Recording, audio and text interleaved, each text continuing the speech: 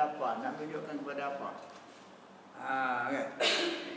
Bila kita Tuhan kata kulu washrabu, itu maknanya menunjuk kepada kata harus. Aqimus salah, menunjuk kepada wajib. Kan? Jadi maknanya orang panggil ta'alluq dalalah. Begitu. Itu daripada semua tu ya. Okey, kemudian kita pergi sikit lagi. Summa sab'u sifatin. Kemudian 7 lagi sifat. Tusamma sifatin ma'nawiyatin. Dinamakan sifat ma'nawiyah yang dibangsakan kepada makna. Wahia, dan iaitu sifat ma'nawiyah mana? Sifat yang dibangsakan kepada makna ni mulazimatul lis-sab'il ula, melazimkan bagi 7 yang pertama. Lazimkan 7 yang pertama, mana melazimkan? Contohnya wahia kaunuhu ta'ala qadiran, keadaan Allah Ta'ala qadiran, yang berkuasa. Ya, keadaannya Allah Ta'ala, keadaan tu jadi hal. Kita kata hal keadaan. Zaid datang ke majlis, bagaimana cara dia datang?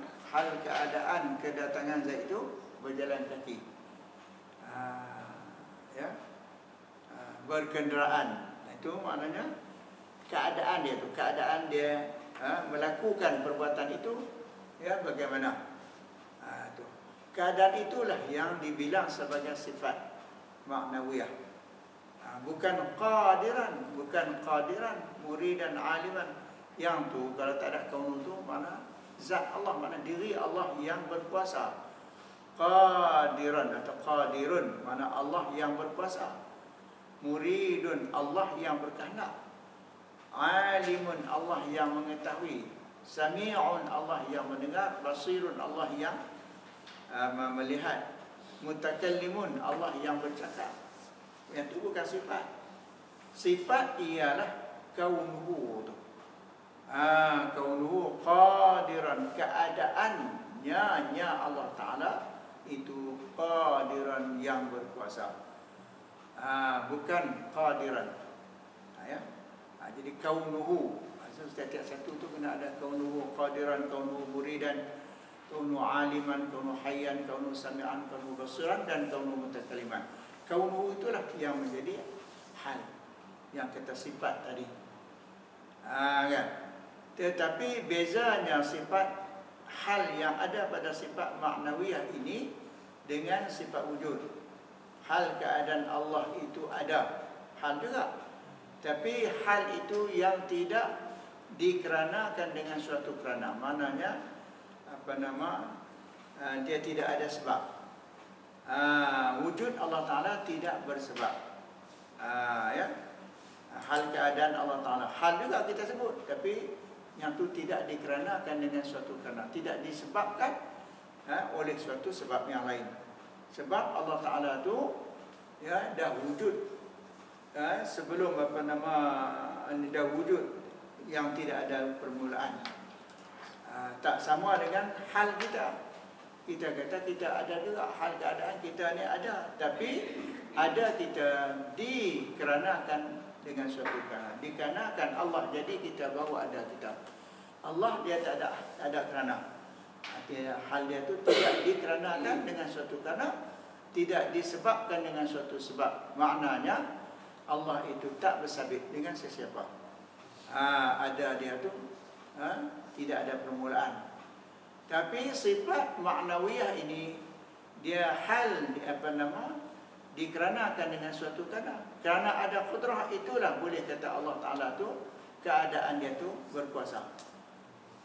Kerana dia ada sifat qudrah. Begitu juga kerana dia ada sifat iradah, sifat kehendak, kan? Iradah, berkehendak. Maka bolehlah kita kata keadaan Allah Ta'ala itu yang berkehendak. Jadi mana hal di situ? Keadaan Allah Ta'ala yang mendengar, yang melihat dan apa semua, itu baru boleh. Dan semuanya itu yang kita bincang sifat ma'ani yang fahdah tu, qudrah iradah tu, itu bukan hakiki. Jangan kita nampak pula mana hakikat apa qudrah itulah yang menjadikan alam ini. Tak, Allah yang menjadikan. Kan? Jadi mana kita katakan Allah itu ada qudrah, ada sifat qudrah, sifat berkuasa. Jadi keadaan dia tu mana yang berkuasa, mana keadaan dia tu boleh buat itu, boleh buat ini sebab dia ada qudrah. Tapi bukan qudrah tu yang buat. Yang menjadikan alam ini Allah sendiri yang menjadikan. Tapi kita ni kata, oh kalau dia boleh jadikan lagi, boleh bumi, mana kata dia tu ada kuasa lah. Macam kita lah. Kan? Kita buat sesuatu, menunjukkan kita tu ada kuasa. Tapi bukan kuasa tu yang buat. Kita buat meja, kan? Bukan meja tu buat, kita lah buat. Kita nak kenal, kan? Cuma itu dari segi ma'ani, itu orang punya sifat ma'ani, sifat yang dibangsakan kepada makna. Makna kata kalau dah dia boleh buat, dia ada kuasa lah. Dia berkuasa lah. Itu macam tu. Bukan, jangan duk faham kerana Tuhan tu ada sifat qudrah. Sifat qudrah tu lah yang buat langit bumi, buat kita ni. Itu jadi murtad.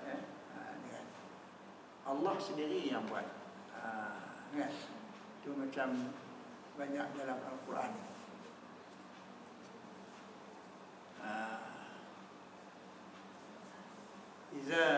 Iza zulzilatil ardu zilzalaha wa akhrajatil ardu asqalaha.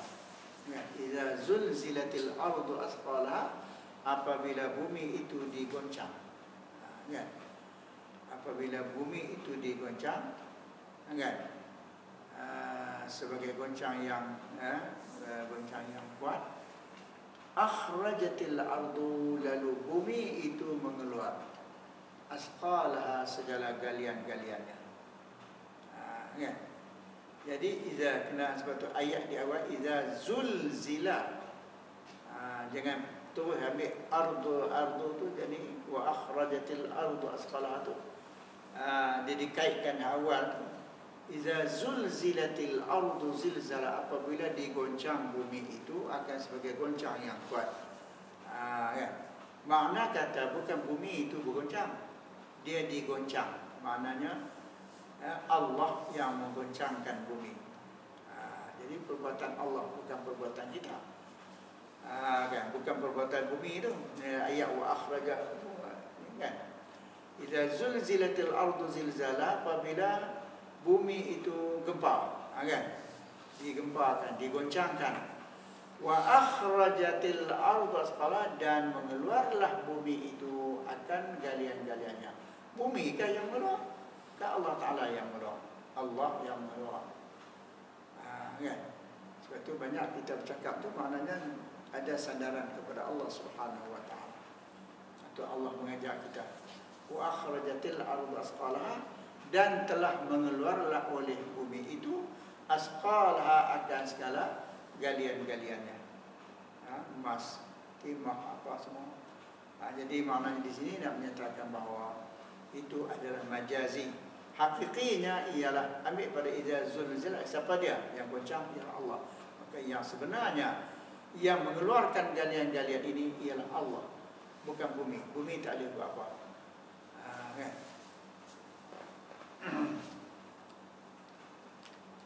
Wa ambata ar-rabi'ul baqla, dan telah menumbuhlah oleh hujan-hujan itu akan sayur-sayuran, mana hijau-hijauan, kan? Yang menumbuh tu air hujan ke ataupun Allah Ta'ala? Allah, kan? Yang tu sebab-musabab saja. Jadi makna sebab-musabab, wa ja'alna likulli syai'in sababa, kami jadikan sesuatu itu sebab-musabab saja. Baik, kalau hujan tak turun boleh tak tumbuh? Boleh, kan? Jadi makna sebab samalah. Kita dalam boleh tak kalau ikut kita kata dalam Quran, mana ayat, orang baik dibalas dengan baik masuk syurga, orang jahat dimasukkan ke neraka, kan? Boleh tak maknanya orang baik tadi masuk neraka? Boleh kan? Sebab harus maknanya di situ nak ceritakan harus, bukan wajib. Allah Ta'ala memasukkan orang baik tadi ke dalam neraka, dalam baik dan syurga, ya, tapi boleh Allah Ta'ala nak masukkan orang baik ke dalam neraka pun boleh, dan orang jahat ke dalam syurga pun boleh masuk, kan? Sebab Allah Ta'ala tu berkuasa. Itu kita balik kepada kudrah Tuhan juga, kan? Jadi maknanya harus, kalau macam tu, jadi harus memasukkan orang yang baik ke dalam neraka, orang jahat ke dalam syurga. Harus. Mana Tuhan boleh buat. Tapi Tuhan tu maha adil. Dia ada berjanji dalam Quran. Yang baik dibalas dengan baik, yang jahat dibalas dengan kejahatan. Kan? Jadi amal ibadah ni kita kata yang merupakan itu sebab menyebabkan dia tu makna jadi orang baik dan dimasukkan ke dalam syurga. Buat jahat makna menyebabkan dia tu masuk neraka. Itu sebab-sebab yang Allah boleh kalih. Boleh kalih. Tapi Allah Ta'ala kata innallaha la yukhliful mi'ad. Semuanya Allah tidak akan menyalahi janji dia. Dia kata yang baik dia tetap dia masuk ke dalam syurga. Itu janji. Kan? Yang jahat dimasuk ke neraka. Itu janji Allah. Jadi bila Allah Ta'ala janji, takkanlah Tuhan nak menyalahi janji dia. Allah kata dia tak akan menyalahi janji. Tetap orang yang baik masuk syurga, orang jahat masuk neraka. Kan? Tapi harus, bukan kata wajib. Jadi mana boleh. Di dunia pun Tuhan tunjuk. Walaupun kita kata yang baik masuk syurga, yang baik boleh dimasukkan ke dalam neraka, kan? Tapi samakah kalau kita kata neraka dengan apa-nama syurga tadi, yang dia jadi tempat orang baik dengan orang jahat tadi, kalau Allah buat kalih, mana Allah salah akaskan, Allah sebalikkan, yang baik dimasukkan dalam neraka, kan? Tapi janji dalam Quran baik, mendapat nikmat, mendapat kebaikan, mendapat apa semua, seronok juga, kan? Mana dia walaupun dia masuk dalam neraka, tapi macam duduk di syurga juga. Orang jahat kalau dimasuk ke dalam neraka, macam duduk neraka juga. Walaupun orang jahat masuk ke dalam syurga, macam duduk dalam neraka juga. Kan? Kita kata di dunia ni pun Tuhan nak buktikan kepada kita, nak apa namanya, nak bagi kita sedar bahawasanya Tuhan boleh buat sebalik. Nabi Ibrahim alaihissalam, dia dicampak ke dalam api oleh kaumnya sendiri, ya. Tetapi sebelum dia nak dimasukkan ke dalam api, nak ditembak melalui menjanik itu, meriam itu masuk ke dalam api, malaikat Jibril dah datang. Wahai Jibril, wahai Ibrahim, Khalilullah, kamu ni kekasih Allah, kamu akan dicampak oleh kaum kamu sendiri ke dalam api neraka ni. Apa yang boleh kamu apa yang kamu nak minta kepada aku tolong? Tu. Aku nak tolong apa nama kamu nak minta ke aku ni, nak tolong apa? Nabi Ibrahim jawab apa?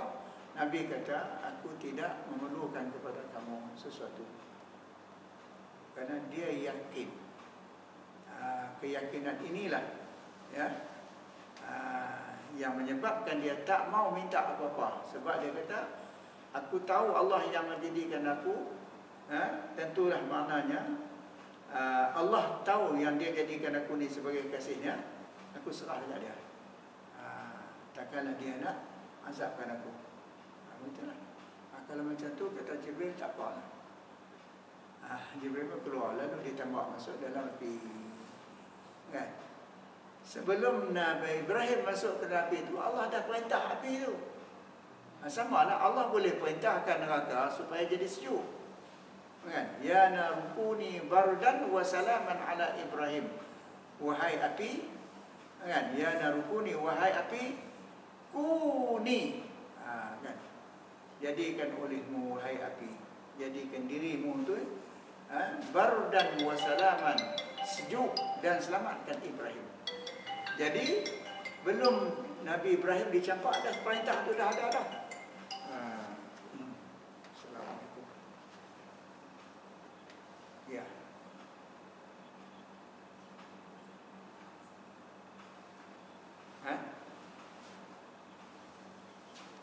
dah anak saya dah masuk.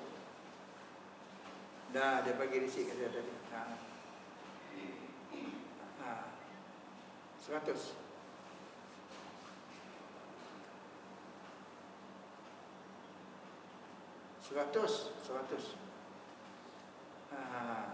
Ada risik tadi dia bagi kat dia. Dah ada anak saya masuk. BSN pun nampak risik dia macam BSN.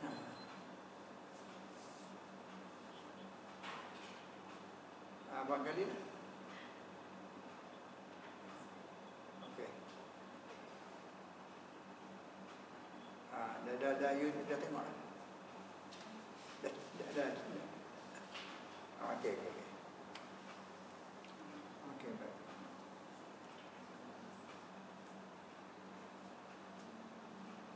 Okey. Ya narukuni bardan wa salaman ala Ibrahim. Wahai api, jadikan diri kamu itu sejuk dan selamatkan Ibrahim.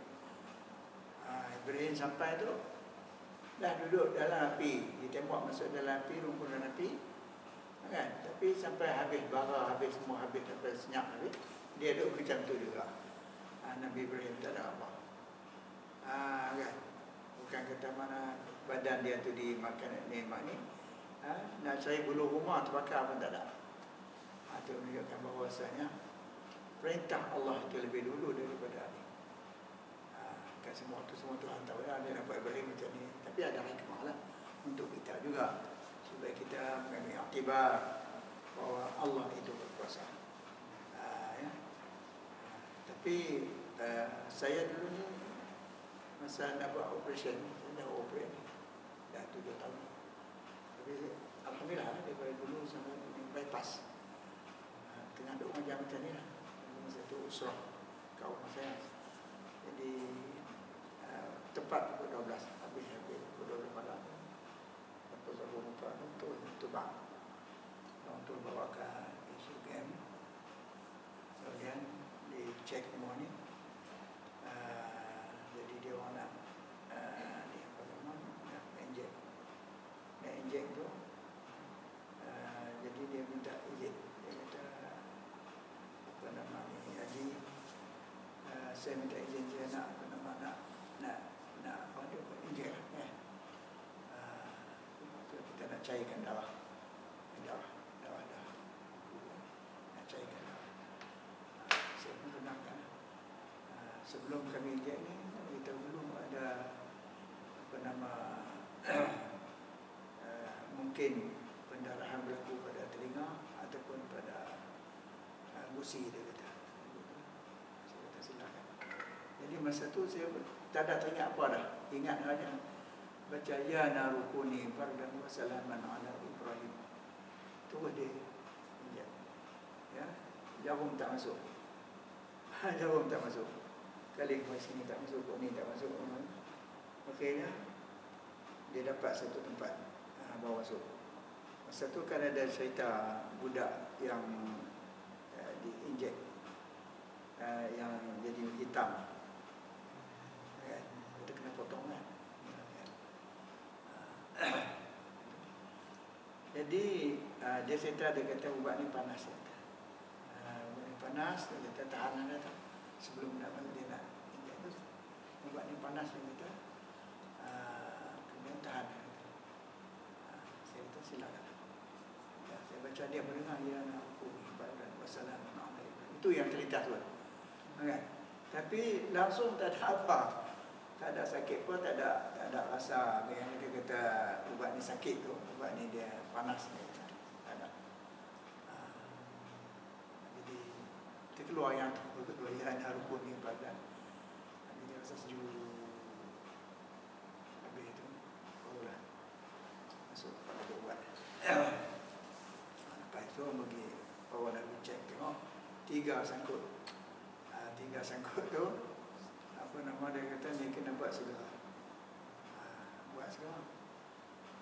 Tapi dia tak boleh buat tu, dia hantar ke IJN. Masa-masa IJN pun dia bagi tahu juga, dia kata kita akan ni masuk wayar. Nak masuk wayar tu kita kena ni lah. Saya baca yang tu juga. Macam yang tu lagi masuk wayar tu tak ada apa lah. Jadi di paha ni masuk. Sebab dia nak tengok sana di mana sangkut atau 3 tu kan. Sana dah tak beritahu lah. Jadi pun dia nak confirm lah. Lepas tu buat. Sana buat tu pun tak ada lah senarai. Jadi tak ada lah senarai. Kemudian tunggu lebih kurang sejam. Betul lah bagi tahu. Ini dia kata ni kes lain dengan ikut senarai. Betul. Alhamdulillah apa yang kita tahu. 7 tahun lah. Cuma kerja kuat tak boleh lah. Sebab dia kata ibarat seperti mana jabatan wasak dia kata. Jadi kita tak baiki yang tu dia kata. Kita tak baiki yang tu. Tak wasak. Nak baiki tak boleh. Cuma kita buat lain sementara dia kata. Yang ni tu ambil di kaki ni orang ni. Pergi sumbat dalam dia tebuk itu. Dia sejalan dia. Hari dah bila dah buat masa exercise tu dia pergi sekal. Dia kata tuan-tuan dia kata kerja kuat tak boleh sebab benda ni dia kata urat tu cuma dimasukkan ke dalam jantung tu dan dia tidak boleh mengikat. Sebab urat tu dia kata urat tu ni lembut. Cuma dipanjangkan urat tu sumbat masuk lubang. Jadi maknanya kalau kita kerja kuat boleh jadi dia tak marah-marah tak boleh dia kata. Marah sikit-sikit boleh. Kan tak ada marah kan. Jangan emosi sangat dia kata.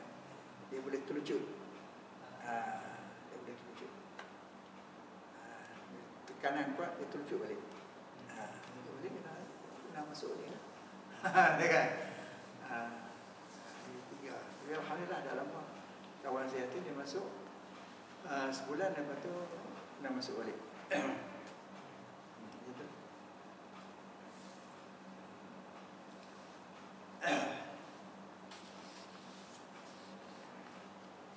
Okey. Tapi sekarang ada pula orang cerita